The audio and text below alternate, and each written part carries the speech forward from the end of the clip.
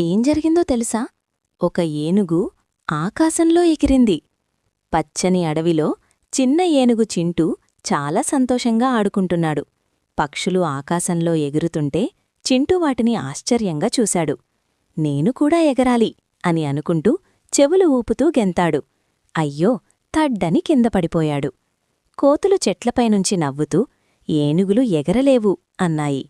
చింటూ బాధగా కూర్చుని తన కలను వదిలేయాలా అని ఆలోచించాడు.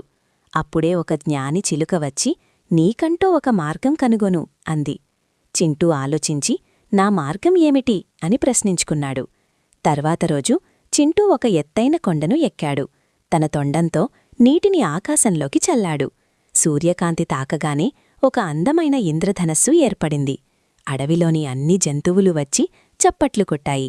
చింటూ గర్వంగా నవ్వి, నేను ఆకాశాన్ని తాకగలిగాను అన్నాడు.